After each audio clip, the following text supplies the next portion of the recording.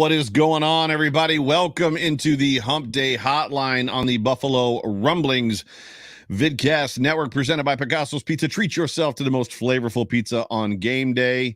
Picasso's, we are Buffalo Pizza, shipping local and nationwide. Order online at picassospizza.net. Sterls for the girls. It's Hump Day. Hump Day! Got a Hump Day! My name is Joe Miller. I am the co-host of this here lovely Hump Day Hotline show. That over there is my new co-host sitting in for Jay Spence once again, who may join us tonight for this show, Sterls for the girls. However, you're in Buffalo. Yes, and matter of fact, I'm at a hotel in Buffalo, which you were at earlier. I was just there like an hour and a half ago, maybe 2 hours ago. It was about an hour and a half ago, right? About an hour and a half ago. We went to dinner, picked you up from the airport. You had a little bit of a delay getting off the plane because the vice president of the United States was leaving Buffalo, I think, at that time, right? Is what we kind of figured out. Yeah. And then we went to dinner at Barbell. Then we hung out at the hotel, got lost in the hotel because the lobby was nowhere to be found. Yeah, dude. That was the strangest thing I've ever seen. I mean, this hotel is huge, but everything looks the same. So it really looks like you're in a maze. You go up to one floor, you get out, and it looks the same. And there's no signage that really tells you where the lobby is. It was one of those old school video games where every time you come out of a door, and you look left to right, everything looks exactly the same, and you just got to walk. And walk we did. We just went for walks. We're like, well, we're on the fourth floor. Is the lobby on the fourth floor of this hotel? I think we found out at that point that we went through the back door and not the front door, which is fine. But it's good to be here. It's good to be here with you again. You are in Buffalo. Everybody's getting geared up. You are the first person that I know of that has landed in Buffalo for home opener week against the Tennessee Titans on Monday night. Jay Spence the King is also in town. He's visiting with family, but he'll be joining us hopefully in a little bit. But it is Hump Day. We got all kinds of people up in the room. JR is here. Sterls for the girls, he says. Richard Rush is here. Sarah Larson is here. EB is here. Robbie's here. What's up, Robbie? Daniel Gowries, Daryl Fletcher, your and my guy. Yeah. This is apparently the whole Buffalo late night show, not just Thomas DeLoss and not his brother, but the whole late night show is here, which is fun. Xavier Stutz, Jason Humbert, all the usual suspects. Oh, and let's not forget T. Estelle. Have you met you met T last summer? Did you not? No, I didn't meet. I haven't met T in person. Now You're gonna meet her. Yeah, on Twitter, but not in person. At the latest Saturday night at the because I believe she's going to be at the Megapod. But it is Hump Day. We are live on YouTube, Twitter, and Facebook. This is also dropping as a podcast. Whatever platform you are consuming this on, please like and subscribe. We are also Super Chat live, so if you want to get our attention, if you want to ask us a question, please feel free to do so. Let's see, we got a couple other people jumping in. Raven is jumping in. What's up, Raven? Rob Sheen Sullivan, which I don't know that I've met Rob Sheen before, so welcome into the show. Matthew Montgomery's here. Dude, there's all kinds of people up in this place, up in this joint. This is what we're gonna do. We got a lot of stuff to talk about, so we're gonna talk briefly about the Rams game, and then we're gonna transition over into the Titans game forthcoming, and it's going to be bedlam, right? It's just going to be pandemonium and just all the things. But let's talk about what's coming up. So first things first, Friday night, hosted by Jay Spence the King, co-host of this show at the Heights, is karaoke night. Now it's $15 a ticket. Is this thing sold out? If it's not sold out, it needs to be. I don't know if it's sold out or not. So anyway, Sterls and I will be there. There'll be all kinds of karaoke going on. I'm going to be singing. Matt Perino is going to be singing. Jay Spence and Sterls is going to be singing. A whole bunch of people are going to be singing. But if whoa. You told me tonight that you were going to sing. No, I said, listen, I might. Look at you walking it back already. Listen, it just depends, man. How drunk am I going to be? It depends on what I sing or in the amount that I sing, or I might just be sitting in the cut just laughing at everybody else. So we'll see. Well, you definitely will be laughing. But so if you don't have a ticket yet, this doesn't necessarily say that I can see where to go to get tickets, but reach out to Jay Spence and ask him if he's got tickets left. The whole thing is going to charity, which is totally awesome. And then Saturday night at Resurgence Brewery is the Megapod and beer release hosted by me. Jay Spence will be there. Sterls will be there. Colt Schroeder will be there. T. Estelle is supposed to be there. I don't even know. Like, just like a ton of people are supposed to be there. Like, there's a lot of us that are going to be on the microphone for that thing. It's going to be crazy. What are you laughing about? Yeah, I got it like that. I'm gonna do it. I'm gonna do it. Gotta get it ready. You know what I'm saying? So it's good to have everybody with us. And then Sunday, there's not a whole lot planned, which is great because we're going to be watching football. And then Monday, it's on like Donkey Kong. See, here's the thing, man. It's on like Donkey Kong right now because Kong is in Buffalo, baby. You know, a lot of fandom and activity is going to depend on how much I drink. Right? I'm not a big drinker. I'm actually I'm a lightweight, but I like to have fun. So right. In the moment, I mean, how many beers, how many shots am I going to have? I don't know. And I don't know what's going to happen after that. Are you going to do a bowling ball shot again this year? Oh, definitely. Definitely. Multiple bowling ball shots. All right. So let's start off the top with this thing. It was reported today that Ed Oliver did not practice, today being Wednesday. So if you're listening to this in podcast form on Thursday or Friday, Victory Thursday or Victory Friday. Tim Settle, which was a surprise, also did not participate in practice, today being Wednesday. Level of concern, and I think the Tim Settle thing is probably carryover from what was happening to him, because if we remember, he was held out of practice and some stuff, and I think even a preseason game or two in the preseason. But what is your level of concern as far as just Ed Oliver and Tim Settle both being not in attendance? Well, I mean, there's big concern, but at the same time, the Bills have the depth to handle. You know, if those guys are not going to play, I would assume that one of them will not play. It's probably Oliver, if I had to put a best guess on it. I think, you know, Tim Settle, I think he'd play.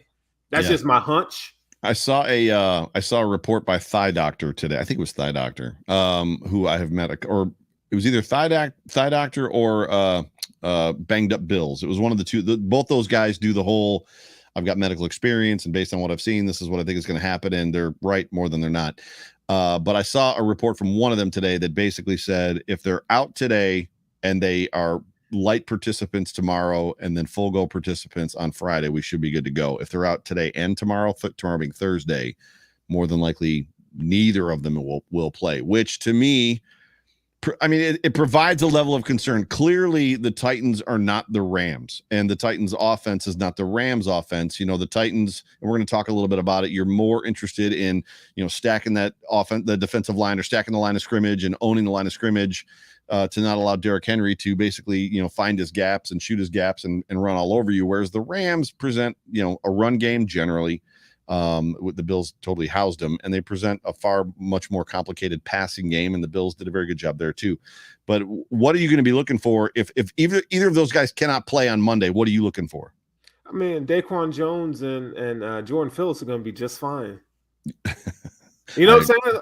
I agree. And then, you know, Boogie Basham can reduce down inside a little bit. And he did on Thursday. Right. And so, you know, this could be a Shaq Lawson game. You know, now Shaq needs to show more discipline in terms of containing the run on the edge. But I think they'll be fine. You know, and we got to also keep in mind that, and I think we forget this from year to year, is that they really do kind of handle those injury situations very delicately, right? So, you know, I'm not really concerned about it too much, but the fact that we have Daquan Jones and Jordan Phillips, I think that proves to be huge.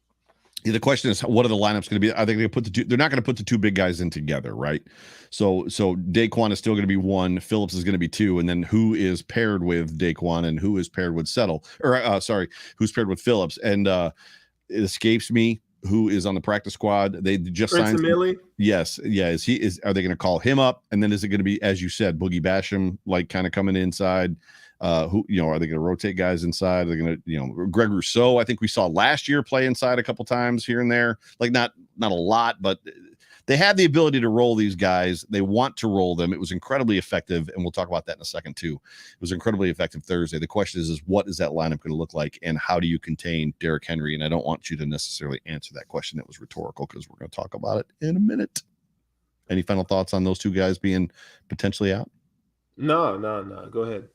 Want to say hi to Ryan Johnson. Ryan, I don't think is going to be at the home opener this year, so we will miss you. So yeah, it's good to see your face. It's good to have you part of the show, and wish you were going to be here, my friend. So let's move on to let's just put a cute little bow, if you will, like just wrap a little bow, tie it, pull it tight on this Rams game. And just for a moment, the Buffalo Bills dominated the Rams in week 1, which we all know, we all saw, we all loved. We've been living in euphoria in wildest dreams land for the last several days, largely because of a revamped defensive line, which we were just talking about, that came at the Rams in waves. We didn't even talk about it a second ago. You and I talked about these topics and said, we need to talk about AJ Epinesa. And we didn't even talk about AJ Epinesa. We were talking about injuries. I know that, but it's like, what are we going to do? What are they going to do? But Epinesa provides an opportunity for Basham to be inside, right? Because of how well he played. But let's talk a little bit about, I know you want to talk about Epinesa as well as Jordan Phillips. So I'm going to give you the floor just for a moment. Yeah, so AJ Epinesa really popped on the screen. And the thing is that I think both these players, Epinesa and Jordan Phillips, they didn't get a lot of attention last week just because, and how could we not be so enamored with the play of, Von Miller and Greg Rousseau, right? And Ed Oliver, when he was in there, was dominant, in my opinion. So, that goes to show how deep this defensive line is. But AJ Epinesa was a force, man. Yeah. He kind of looked like he did in Miami. Now the line play was a bit better, last week than the Miami game, but he looked really good. I felt like he won with power and speed, and he used an array of pass rush moves and showed up in the run game, and to the tune of 1.5 sacks. Like, he was impressive last week. So, and then Jordan Phillips, man. And if you guys haven't done so already, make sure you go check my article out at BuffaloRumblings.com. I have an article up about Jordan Phillips and his impact on the defense. But Jordan Phillips was amazing last week. What did he not do? He had 2 sacks. 6 hurries? He was all over the place, man. He really balled out. Really impressed with this game. In the post game pressers, and I don't know if it was. I want to say it was McDermott. Somebody asked him about, or somebody was asked about Jordan Phillips and his ability to just shine in this defense. And I believe it was McDermott. I could be wrong. Somebody in the chat will probably correct me, which is totally fine. But he basically said there's something about this environment that he thrives. What is it about this environment? What is it about this environment that allows some guys to just be, I hate to say it, I hate to be cliche and say it, but to be the best version of themselves. Jordan Phillips is a guy that literally was okay in Miami, got cut, came here, and immediately became an impact player. What do you have, 10 sacks at 1 year? Went to the Cardinals and didn't play well, and literally said, I was paying attention to every minute of football the Bills played the whole time I was gone, wanting to come back. Yeah. What is it? It's the human. I don't know. Maybe it's the human element. Partly, I just think that. Is it the chicken wings? Man, hey, the honey butter Cajun barbecue. Oh my God, it was glorious, man. Like, I'm gonna post the pictures you took. I'm gonna post them, put them up on Twitter here in a little bit. But they were delicious. But that's a good question. I think maybe it's like in Miami, he was a 2nd round pick, right? So there's pressure there. When you sign a contract that he did going into Arizona, there's pressure there. I think with the Bills, this is just one correlation. There's no pressure here. And you have all the personalities and those things in place where he can kind of just be in the background and kind of just be Jordan and do his thing. You know what I'm saying? I think that matters. But I agree. And Steve Lynn, and I love Steve and a lot of the stuff that he has to offer, and I know you do too. Scheme can make players come out. Well, Vernon Butler didn't come out. Mario Addison didn't come out. It was that Quentin Jefferson didn't come out. There's a lot of guys that have been entered into this. I'm the dude. I've said it a million times on all the shows that I'm on. From the first year we tried this whole really expensive defensive line and rolling waves of guys who were only getting 48% of the snaps. I said after the first year it didn't work, that the Bills can't afford this luxury. They did it again last year. And last year it didn't work. And this year they're trying it again. And this year it's working. So what is it just a player fit? Is it just like I think it's player fit. I think these coaches believe in him. I think he's in the right scheme, right? Where they just kind of let you be free. Well, 3-4-3. Yeah, and do your thing, playing 3-tech and so forth. So I think the combination of all those things allow him to be the best version of himself. Yeah. He's incredible, man. The guy is 6'6", 330 pounds, moving like that is pretty impressive, if you ask me. And his frame doesn't look like 330. You know what I'm saying? And he's surprisingly light on his feet. He does not, Cody Ford, have heavy feet, right? He doesn't lumber when he runs, which is pretty amazing. It's just fun to see. We all have the picture. The very first sack he had in Buffalo, pumping the crowd up. That's just who he is. There's something electric about him, and there's just a marriage between him and this team, this community, and this scheme that works well. It's funny because as much as Steve talked about 3-4 versus 4-3, and I don't know what the Cardinals run, you might.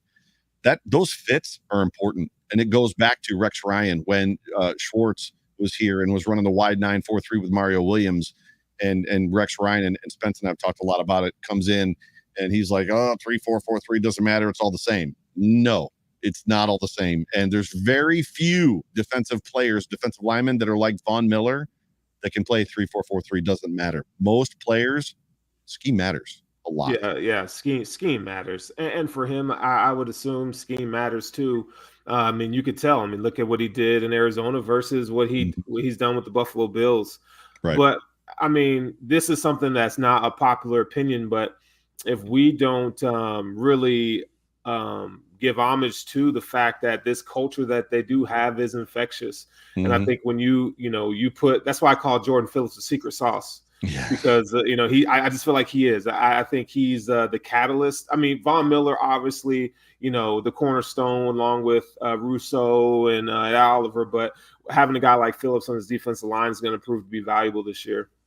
Gotcha. Yeah, and I don't know if you heard, but there was an interview with AJ Epinesa. Moving back to AJ, how much? So you and I talked about personality traits a little bit today, just during dinner and on the drive. We're both extroverted introverts. So introverts that are a high functioning introvert, which basically means that we're introverts that can be extroverted if needed. AJ Epinesa, they were asking him questions just about his time in Buffalo and what he's gone through, and he was transparent and said that COVID year, his rookie year, was really, really hard. And then even last year. And so like this year, kind of really having that first off season where he was free to move about and do things and actually be personable and have friends and community and be around his family. He said that really did a lot for him just emotionally and from a mental standpoint, which is in his mind or his opinion, and it remains to be seen, has affected his game early on in the preseason, obviously through week 1. Do you buy into that? I think I do. Oh, absolutely. I mean, look where he played college ball at Iowa. That is a very tight-knit, close football community. Right. So, I mean, and Buffalo was one too, but when you throw in COVID, we were all isolated one way or another. Yeah. And some people thrive in those environments, and he's another one that thrives in those environments. Those are the things that he needs. So they're core values to him. And I mean, it'd be one thing if he said that and then his play didn't, reflect that. But his actual play has reflected. And, it's one of those things where even last year we saw glimpses, but it was never consistent. So hopefully coming in this year that we could see more of those performances be more consistent moving forward. Right. And so let's put the final bow on this thing. And because you haven't, I don't think, been on the air since the pregame show, correct? Right. So we're going to start. So I'm going to ask your final thoughts, and I'll give mine on that Rams game. So your final takeaways now that like the dust is settled and we're prepping completely for the Titans. But I want to start before I give you the floor. I'm just saying I told you so on Allen Robinson. Well, what's his name again? Who? Exactly. The Allen. Ghost. Who? Josh Allen? The ghost wearing number 1. Man, bro. I tried to be nice. I tried to give him the benefit of the doubt and be like, yo, put some respect on that man's name. True.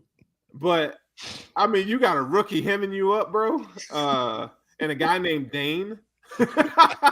Bro, it's time to hang him up, dog. Got a guy named DJ. Like, get out of here. Like, I almost did it. I almost cut it short from all the different programs. One of them just about the fact that, because I said to you last week, I said there's two things that I don't understand: the love that Trey Lance is getting, and like this powerhouse that apparently Allen Robinson is. Like, I'm missing something. You were 2 for 2. You were 2 for 2 on that. Hey, I was right about Gabriel Davis scoring the first touchdown. You were. You texted me right away. I had to let him know. You texted me right away. You know, this is after. So to put a ribbon on that game, my final thoughts on that game, we talked about this during the night, is that the Bills finally can control both lines of scrimmage. Big. They can control it, and they've been, McDermott and Bean, since they've been here, they've been wanting to do that. Mm-hmm. But now you actually have the personnel to be able to control and dictate the flow of the game by being so, stout and run defense, pass defense on the defensive side of the ball, and then on the offensive side of the ball that you can run and pass protect.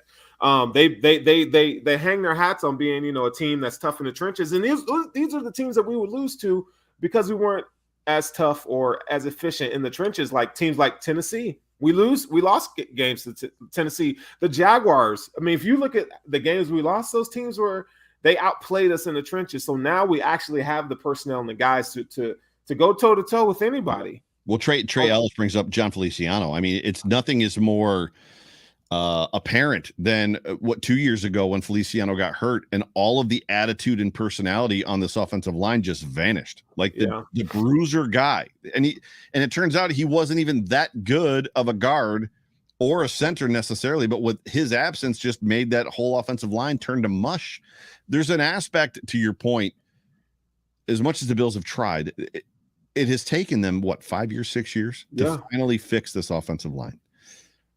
They had the ability, and they put resources in trying to fix the defensive line. They paid Vernon Butler well. They paid Mario Addison well. They paid for guys to come in, and they obviously spent a lot of high draft picks on the defensive line. It just didn't work.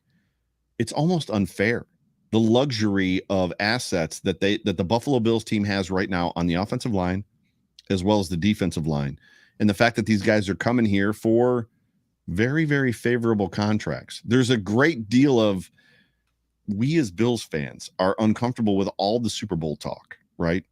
However, it's just obvious to everybody. Everybody, even the players, want to be here to be a part of what is about to happen with this football team, and a lot of it is because of Josh Allen. Yeah, he's a dog. He is a dog. If you haven't seen the Pat McAfee interview with Jordan Boyer, right? Yeah, go make sure you go watch that. But and I think part of that too is, man, the Bills, we're not a perennial winner. We still have PTSD, Bills PTSD from losing. Good God. I mean, we can all name a handful of games. We're really just, but we're coming out of it. So to say the Bills are, the favorite to win the Super Bowl, I mean, even myself, I'm wrapping my mind around it. Yeah, it should happen. It should happen. I love this question from I the Moment. Do you like this offensive line for running the ball versus the O-line when Richie was here? So this is interesting, and it's not black and white. It's not cut and dry. It's not left and right. It's very much, yes, Richie was here and Eric Wood was here, and it was a great run scheme. But Andrew Levitre, but so was Shady McCoy. Yeah. So was Fred Jackson. Right. So was, I think, Richie was here, I think, as well, when Marshawn was he here when Marshawn was here? I just think that there's a running back, when your running back is up here, it just it makes a difference. It makes a little bit of a difference. Just a wee little bit. Brian Bowers, man, was good. B Squared is up in the room. It's good to see you, my guy. It's good to see you for sure. But so there's a wealth. There's a wealth in the trenches, and the Bills, if they can continue to dominate in both of those spaces, it just means great things, because it makes everybody behind those two spots even better. It's going to be important to keep Roger Saffold healthy. It's going to be important to keep all those guys, Mitch Morse, healthy. It's going to be important to keep all those guys kind of rocking and rolling, right?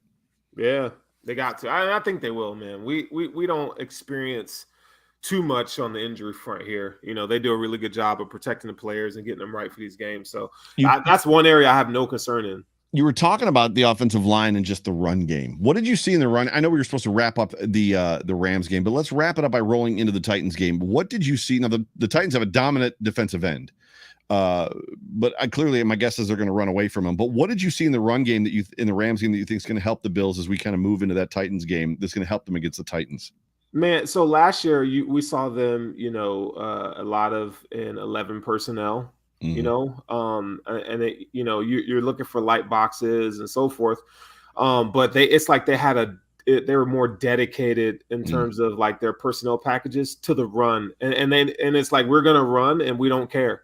You know what I'm saying? Like they're showing you that they're running the ball. 2nd and 9. They did not care. It was like the honey badger for running. Like, I don't give a, right. They were coming like, right. with the personnel groupings. And so I love that they were physical at the point of attack, man. Like it's like they knew what their assignment was. They knew where they're supposed to be, versus last year where they were trying to do too much. They were blending two blocking schemes, right? Pin and pull. I mean, it was just all over the place, but you see a dedication to the zone running attack. And you can see that, when you have these athletes in motion, they're more comfortable playing that way. So it shows they do less thinking and more playing. So I just love the approach. I thought they were more physical. You saw Spencer Brown had some really good reps, pass blocking and in run blocking. And before I said, well, Ryan Bates is not a liability. Aaron Donald does that to everybody. And if Jesus was out there, Jesus would get that smoke too. So, so listen, man, Aaron Donald he's unreal, but he did give up a sack or a sack and a half or something like that. But, I think they're going to be fine. Yeah. I don't want to go down that road necessarily, but when you're talking about, an offensive line that has Deion Dawkins, Roger Saffold, Mitch Morse, and Spencer Brown, who is, a big dude and coming of age, Ryan Bates is going to be the worst guy in that group. But even still, the worst guy in that group, as you and I were talking about earlier, let's keep in mind as well that he was the missing piece, the glue that kind of pulled that offensive line together last year because he was better than everybody else at left guard. So there's a give and a take, and right. I'm excited to have him. This is a really great point from Matthew Montgomery. The Bills seem to run way outside a whole lot more last game. I don't know where you are on the pitch out, but if I'm going to pitch the ball out, I want James Cook to have the football, a guy that's got some serious speed. Pitching the ball out and trying to stretch the defense against fast linebackers with slow running backs doesn't work. And it didn't work. Well, I beg to differ because, if you go back and look at Mike Shanahan's offenses, like they didn't have the fastest running backs back there.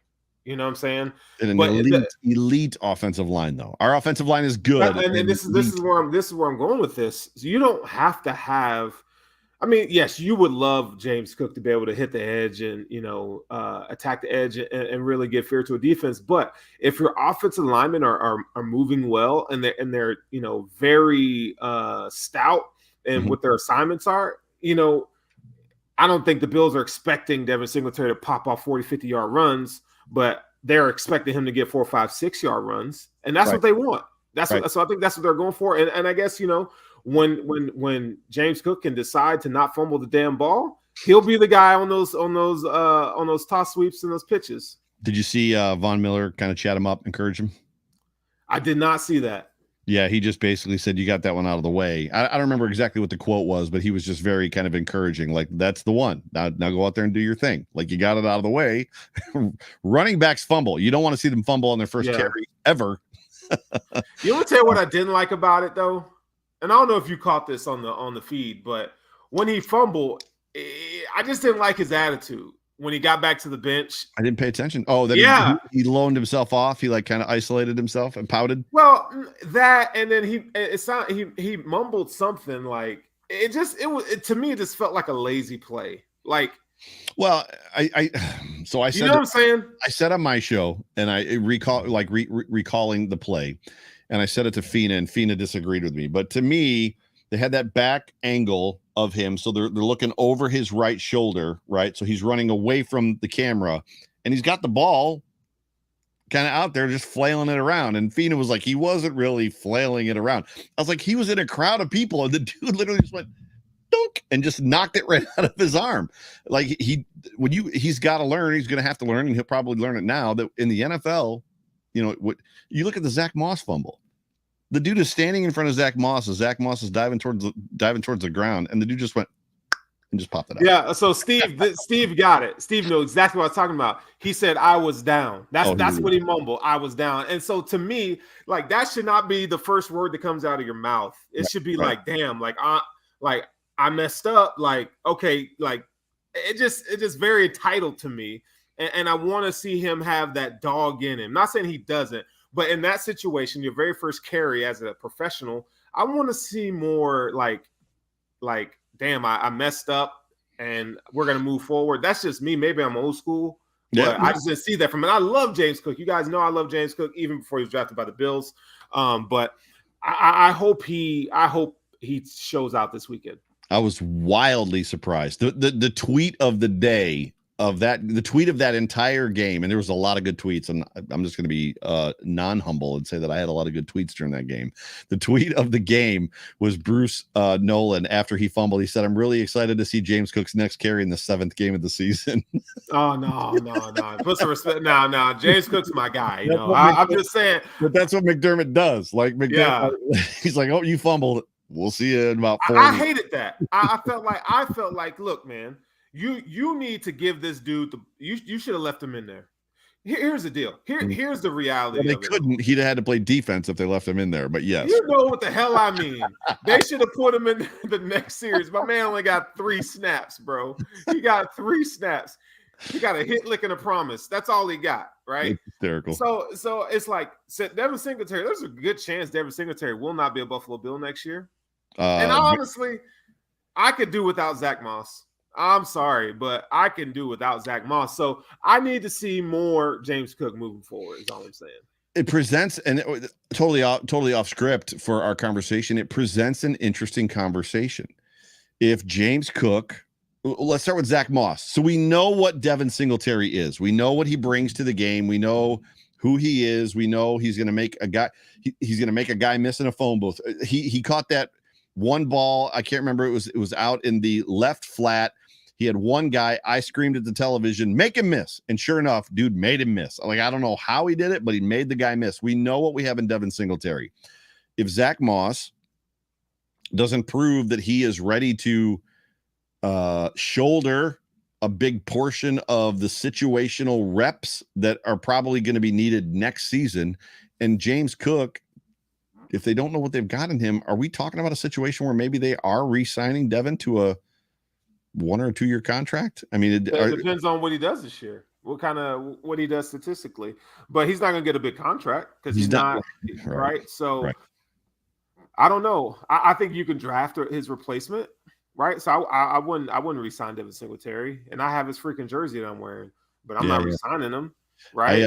I'm not. Hold on. I gotta address this real quick because we're not making too much of a deal. Sean McDermott made a big deal about sitting his butt. Like, we're just talking about what actually took place.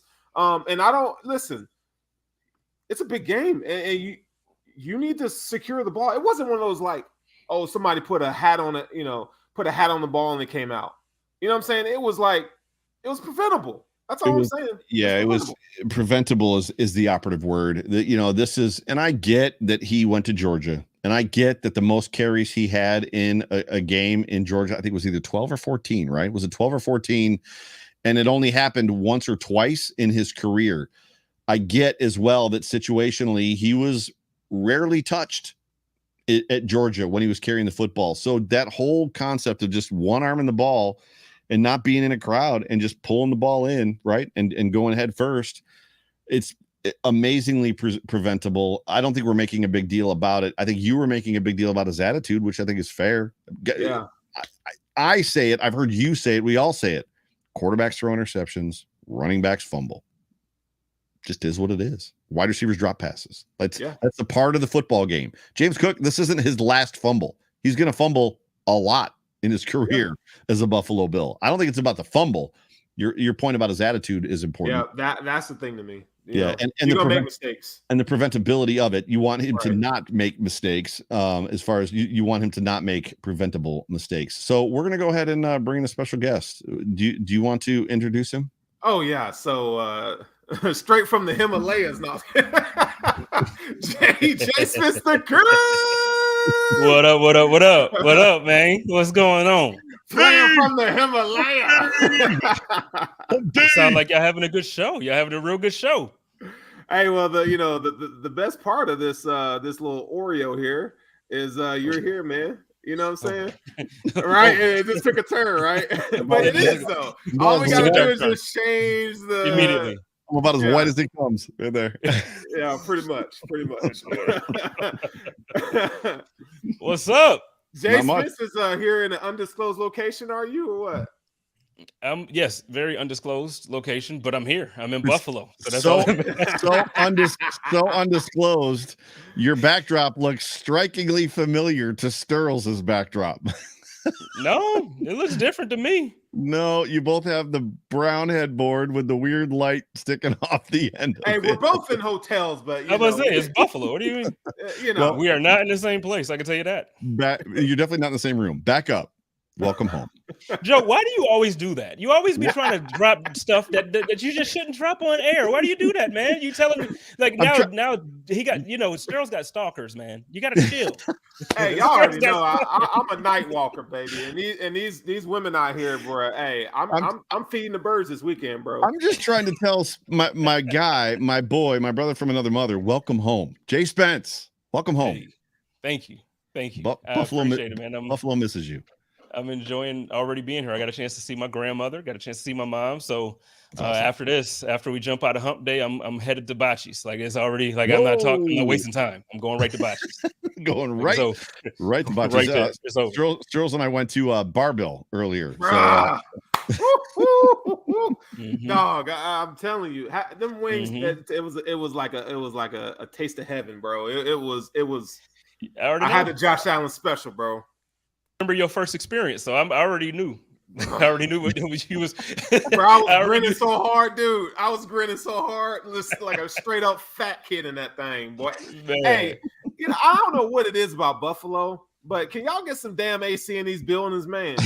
Man, first of all, let me just tell you, you better be happy about it because normally, you come back next month and you ain't gonna be needing no AC. So just enjoy it. Just enjoy it. Damn it. Don't be coming here talking about Buffalo because you're from Denver. You come and talk about my town, okay? You don't come talk about my I didn't need some damn AC. Brother be hot. it was warm both at Barbell and in his room. I can attest. So, Jay Spencer King, welcome to the show. It's good to have you back. As I'm going to move this thing on, I'm just going to move us gently on to the next topic, which is the Titans football game. This game that we've got coming up. Do you want to? I guess I should let you because we did. Do you want to put a bow? Do you have any final thoughts on the Bills versus the Rams? Quickly, briefly. Final thoughts. I would say, well, first, can you real quick just tell me what yours was, so I don't want to repeat it. I don't actually think I went. Sterls was talking about the line of scrimmage, the ability to own the line of scrimmage. So the fact that the Bills are now finally in that place where they can dominate both sides of the line of scrimmage. For me, my takeaway, there was a holistic view of this game. Like I think Josh Allen talked about it. They won in every phase. Even in places where I was really concerned the cornerbacks, I just felt like the team played together as a team. Mm-hmm. It wasn't a perfect game by any stretch of the word, but it was a well played first game of the season with not much time in preseason, and obviously that defensive line was unstoppable. But yeah, so that was mine. Well, so where I'll go is the thing that impressed me the most, well, not the most, one of the things that impressed me the most, the development of the way this team develops. So one of the guys I've been like ranting and raving about all week now has been Reggie Gilliam. Oh, no, he didn't have a touchdown. No, he didn't have 15 receptions. No, he didn't have 15 carries and none of that. But you know what he did do? He finished plays with violence and he found bodies and found work and he finished it.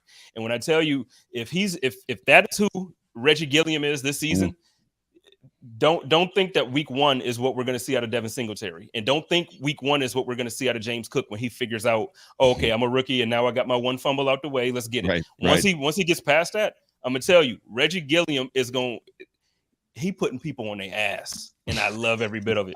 I love every bit of it. Yeah, I don't think his injury was anything to write home about. I think I got hit in the gut, or maybe he got hit in the privates. And even McKenna was on. I think McKenna was sitting next to me. I think she said, I think he got the wind knocked out of him. I think at one point he was on his knee, and you saw him mouth, "I'm okay, I'm okay," and then they pulled him out more than likely for precautionary purposes at that point. But yeah, it's it's stupid. The amount of players on this team, we've already pined down about the defensive line, and we've pined down about the offensive line, like the position groups. Like it's ridiculous. It's an embarrassment of riches, right? How do you feel about Crowder with punt returns? I was happy with it. Yeah, I mean, yeah, for all intents and purposes, I didn't have I was wildly surprised that Khalil Shakir was scratched as the only guy in the depth chart, the printed depth chart, that it was the punt returner. Doesn't mean that there's not other guys that can't return punts or can or cannot return punts, but I was surprised. I don't remember seeing him in camp returning. I saw him return kicks in camp. I don't remember seeing him returning a lot of punts in camp, but I was totally fine with it. Sure. Right. I just love the fact that it wasn't a concern. Like it wasn't one of those things where when the ball was punted, I was just like, what's going to happen? I enjoyed that. Just not to have any stress at the game. It was a wonderful feeling. Yes. So let's move on to the Titans game. We are getting long in the tooth already. So what we want to talk about, a couple different topics as far as the Titans game, the upcoming game. So this is what I want to ask both of you. Is Derrick Henry the offensive version of Aaron Donald? And by that, what I mean is, can you contain him? Or are the Bills just going to have to understand that he's going to do Derrick Henry things? If you remember coming into this game, everybody, all of us, content creators, national media, the Bills, you can't stop Aaron Donald. Like, he's just going to do what Aaron Donald does, and you just have to deal with it. Derrick Henry, same conversation? Sterls? No, not anymore. And I think Derrick Henry is a good running back, but the thing about Aaron Donald is he's still doing it at a high level. Mm-hmm. I mean, if you look at Derrick Henry, his play is kind of taking a dip the past 3 seasons. And I even have it pulled up right here. But, we talk about like last year, the dude had 219 carries still, right? And he was 4.3 yards per carry, but his yards per carry has kind of dipped since 2019. He was at 5.1, 2020, 5.4, 4.3. And then Sunday he was 3.9. So, and he's coming off a major injury this past season. So running back shelf life is not that great, and I don't expect him to continue to be the dominant force that he's been. So we're gonna have to see some sort of drop off at some point. I think we're starting to see that right now. Spence? Yeah, no, I'm not necessarily just the fact that we're gonna have to see the drop off. I think we've already seen it. I think that certain injuries, is just tough for running backs to come from, and regardless of how. If you're not talking about Adrian Peterson, I'm not just, exactly. I'm just not believing that a guy is just going to be a beast like that to come back. So the thing is, that type of injury with that type of the way they run the offense, they literally run it through him to where he is the focal point. He touches the ball more than the quarterback, which is crazy. Yeah. And we saw him get shut down for what is the standard for him. He got shut down week 1. Yeah. So, and I don't think that defense is anything on what our defense is this year. I think our defensive line is better than what he faced week 1. So no, I'm not saying he's not going to get his touch. He's going to eat. He's going to do what he's going to do.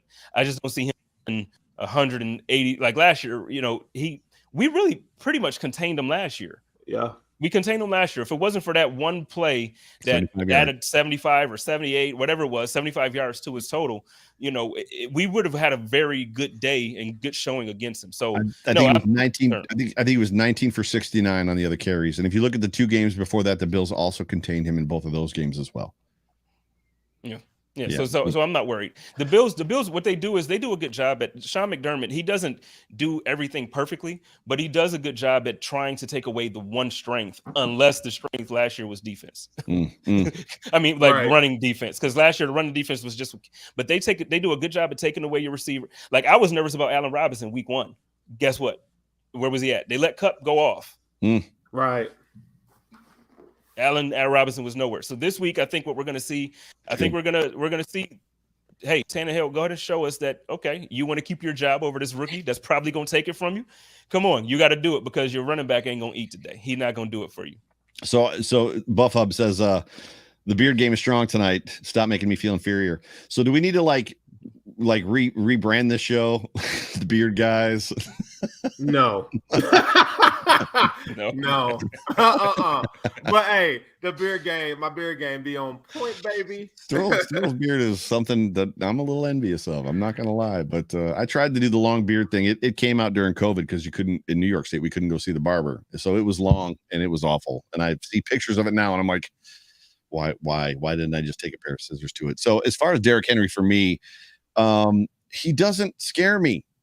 I think there's potential there. But this is the NFL, and every running back poses potential, right? I mean, there's potential for him to find a crease, for Jordan Poyer to get held and not get called, and him to take off for 70 yards. There's always potential for that, but he's going to get, a 10-yard run here, a 13-yard run there. Yeah. There's going to be a bunch of 1-yarders and 1.5-yarders. It seems to be he has a very Antoine Smith vibe to him against us. Not always. Derrick Henry is not Antoine Smith. That's not what I'm saying. But if you guys remember Antoine Smith, that's kind of what he did. It was always like, hit the line of scrimmage, fall over, hit the line of scrimmage, fall over, hit the line of scrimmage, fall over. Then I bust one for 9 yards. Like that's kind of how it feels like he plays against us. I don't know that I'm concerned about any other position. Is there another position?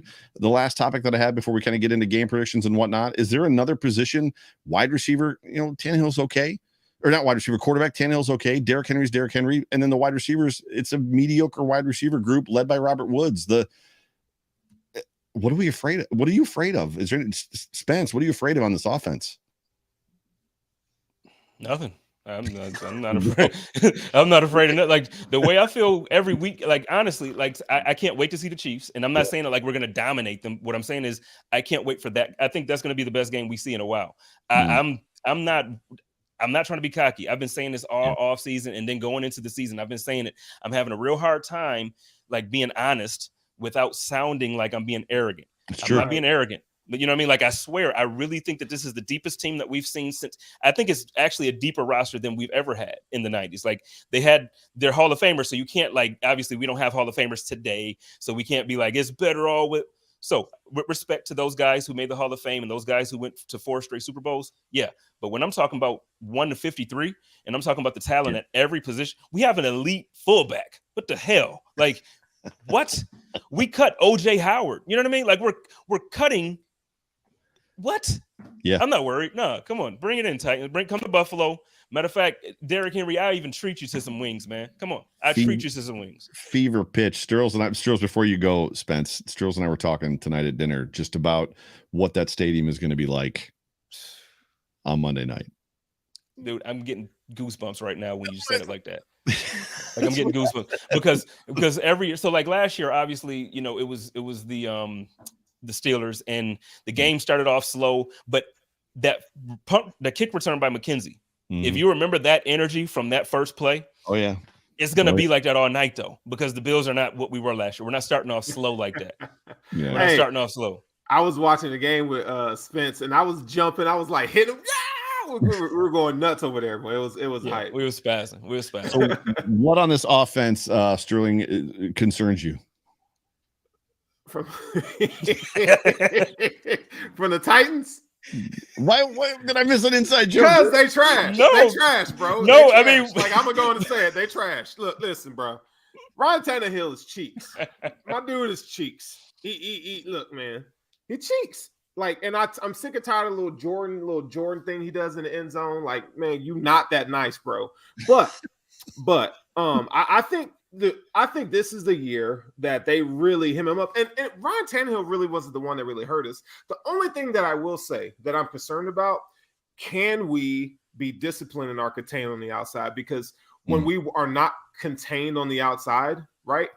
Discipline, he would get outside the pocket and get these little 5, 6 yard, 8 yard runs. Yeah, that was it was just eating us up. It was 2 years ago, right? 2 years ago. Yeah. Or no, it was last year or 2 years ago. Last year too. Every time we play Titans, he does that. So I think now we have the athletes on the outside to shut that down. I don't see Derrick Henry getting over 70 yards in this game. I think they're going to shut that down. The only thing that I worry about is Kevin Byard and Jeffrey Simmons on the inside. Yeah. I think he'll pose a problem, but we just had Aaron Donald, right? And so Tennessee, I think they present some different challenges as far as on the defensive side of the ball, but I think you could really kind of keep the same script as you had last week on offense and just attack them. Yeah. And I think we'll be fine. For sure. I think for me, I don't know that there's anything that necessarily scares me. Clearly, Derrick Henry has the ability to ruin your day if you let him. And for some reason, to your point, Sterls, it was well stated. I was going to say that Tannehill, if you let him get outside the pocket and get free, and like if you let him move the pocket, he's either for whatever reason against Tannehill the last couple of years, the Bills have allowed him outside and they've allowed him to fool them to whether he was going to throw or run. And then it turned into having to stare at the most punchable face in football, which Spence has heard me say that 100 times. He's got the most punchable face in football. Like when he does something good, that whatever that smile is that he does, it just makes me want to punch him as hard as I can. And he'd probably kick the crap out of me because I'm not that big, but he just most punchable face in football. That's all I can tell you. Sorry. Yo, Joe be bugging, man. he gonna have players looking for me, man. Like, so you with that Joe dude? You with that Joe guy? What's up? The funny part is I ain't even have a drink yet. Y'all should have heard. You should have did this with some drinks in. That's hysterical. That's Saturday night. Maybe tomorrow night. I don't know what you got going on, but I told Sterls I might swing over after band practice and watch the Thursday night game over there in the downstairs lounge area. But what lounge area, Joe? Why do you keep disclosing information that is not public information? I don't know what lounge. I have no idea. The lounge that shall not be named. I have no clue. I am in Niagara Falls. The lounge that is my living room. I am staying at the Sheridan in Niagara Falls on the Canada side. That's where I'm at. Can you get me some Crown Limited, buddy? I got you, bro. I'm gonna get you that reserve. Yeah. In the words of Young Dolph. I apologize, and I need the list of things I cannot talk about before the show starts. Otherwise, it just comes out. I can't help it. Just stuff you shouldn't talk about, like location. That's all. Like just stuff. Hey, this is funny. I don't know if those of you who are in the rap culture, you all would laugh at this, but if you're a rapper and you let Joe hang out with you, you're gonna get capped. Yo, we just saw because real talk, we just saw this week in LA somebody get killed because their girlfriend posted their location. Buffalo's real, Joe. I don't live in Lakeview, man. I like Buffalo's real for me. I grew up on the east side. You know what I'm saying? Like, I need you to understand it's a different world for you than it is for me, bro. Buffalo is a big place, and I did not disclose where in Buffalo that you are. So I said it's a big. You was close though. You was close. It was like your tongue. It was like there. That's the tip. That's where it was for you. Definitely was not right there. I'm messing with Joe. I got to mess with Joe. I feel like I haven't messed with him for a while. So dude, I got to get him. We haven't been online together in a couple weeks, right? Yeah, you've been neglecting me, man. You've been running from me. What's up? Scared all these takes? He's scared of it. He's scared, Sterls. He's scared. Big dubs. I just big dubs. I just don't get the opportunity. That's not true either. I had the opportunity to go to the LA game and I didn't go. But yes, I still mad at myself for not being there with you. Beyond mad. So let's wrap this show up and let's talk about as it's scrolling down at the bottom of the screen. And those of you at home can play along too. So what we're looking for is a Josh Allen stat line and a game prediction for this game. And this will probably be one of the first ones that we have just because the game's on Monday and there's a lot of stuff to talk about, not on this show, but just shows coming up. So I'll go first because I had you guys go first before. I haven't even thought about this. I just want to let you know before you start talking that I was right last week about the prediction. Which was? 3 touchdowns. Oh, three touchdowns. And my yardage was right there. Yeah. My yardage is right there. You said, what'd you say, 292? Yeah.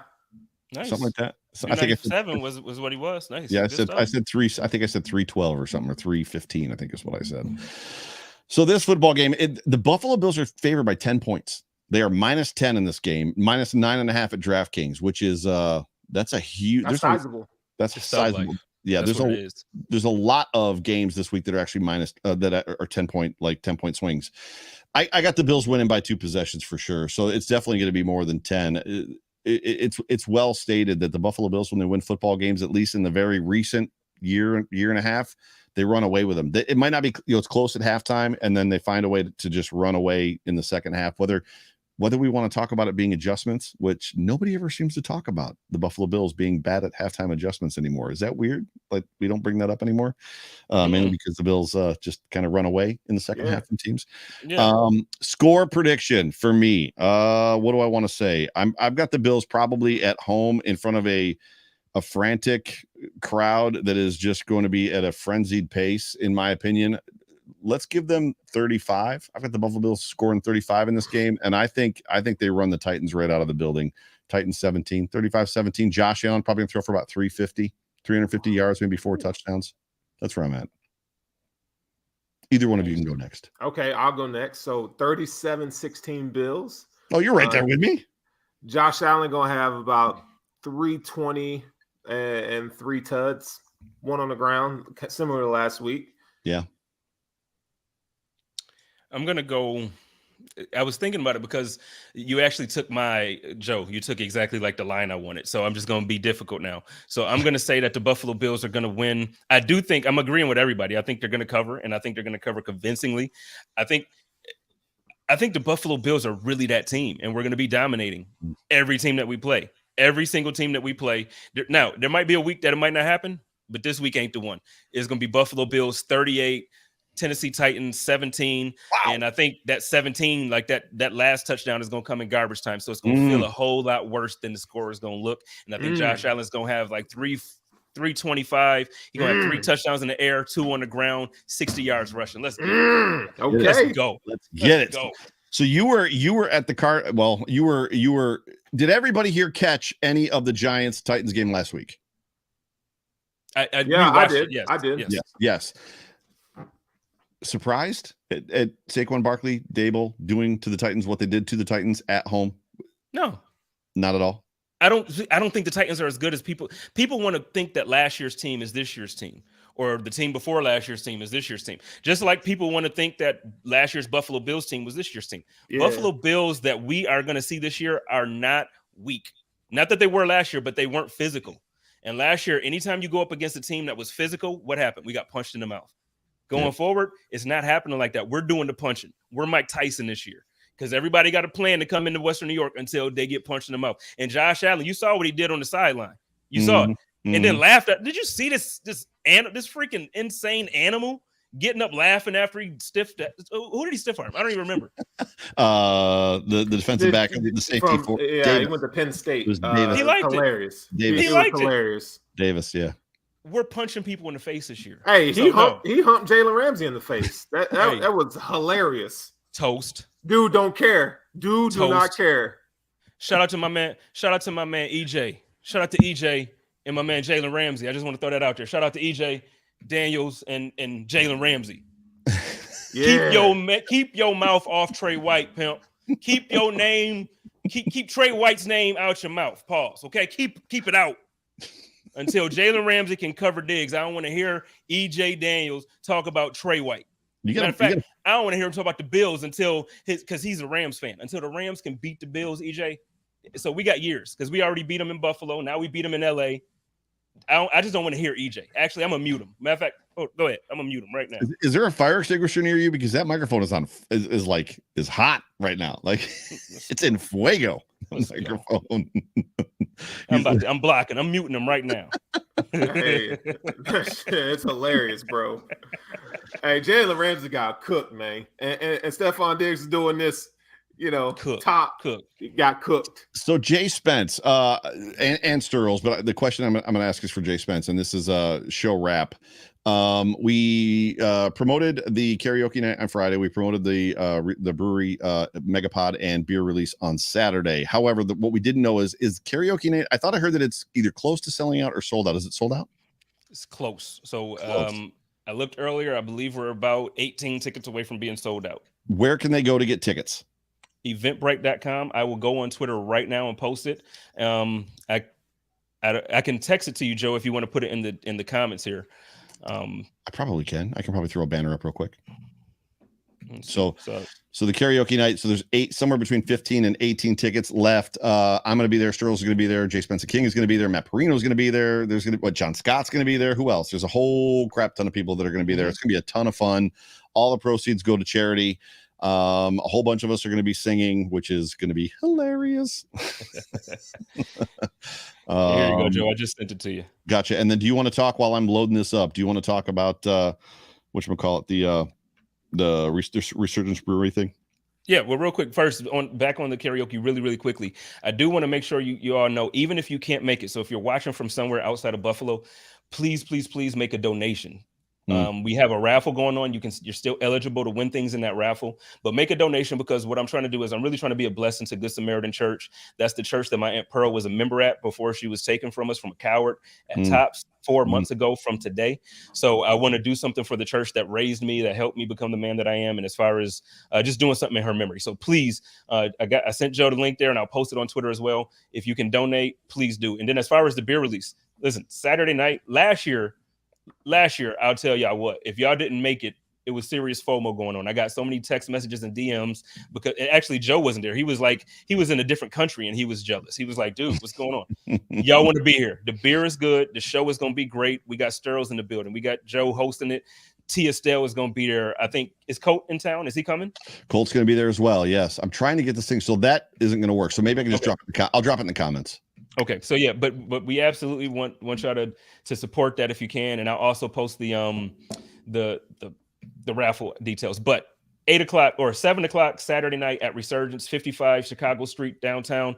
Make sure you're there. 8:00 is when the show starts. You want to be there when it starts, because Joe is he's a menace in person. It's going down. It's going down. So yes, that link does work. So the link that I just provided in the comments section absolutely works. I can't wait to spend the weekend, the whole rest of this week with you two fellas. I literally cannot wait. I am beyond pumped and beyond amped. So my got some good events. Good events, good time, good food. And see, Joe, you see what you started. Now Paul is in the comments asking if me and Sterls is at the same hotel. First of all, we're not. Okay, stop asking. Am I lying? Who knows? But you don't need to know that. Okay. You in Buffalo, Paul? Thank you. I'm going down to the bar. Which don't tell them where you're going. I didn't say no. I'm going down to the bar. Bar. Right. That could be Allentown. Go see my. I could go down on Chippewa. I could. It is. I'm in Niagara Falls right now, bro. I can go down on. You're going to Clifton Hill, is where you're going. I can go down on Cliff Hill, or Sundowners is still open. The strip club down the way. You know what I mean? I can head down there, get some. We ain't gonna go there, but absolutely amazing. I love you guys so much. You have no idea. Ladies and gentlemen, you have been tuned into the Hump Day Hotline on the Buffalo Rumblings Vidcast Network, presented by Picasso's Pizza. I don't know, Joe Miller, Sterls for the girls, Jay Spence the King. You guys got any final words before we get up on out of here? I got some stuff to do tonight. I got to get my drink on. I got to do all kinds of stuff. So yeah, I'm peacing. I got to plug Alexa in. It's about to be a party. Yes, I travel with Alexa. Don't judge me. Yes. That's hysterical. Awesome. I need music when I'm showering. It happens. Ladies and gentlemen, this weekend is about to be epic as the Buffalo Bills are going to be hosting the Tennessee Titans for the home opener. 1-0, looking to go 2-0. A lot of good stuff coming up tomorrow night. Buffalo Nerd with Colt Schroeder. Food for Thought on Friday with Bruce Nolan and Nate Geary. I don't know what's going on, but I'm missing something. And then so they said Sterl's going to drop a beard kit soon. I would actually buy that. If you dropped a beard kit, I would absolutely support that business venture. Karaoke night Friday, Resurgence Brewery on Saturday. Please be there. And then Monday, it's on. It's on. Ladies and gentlemen, for Joe Miller, for Sterls, for Jay Spence the King, for Buffalo Rumblings, go Bills. Go Bills. Go Bills.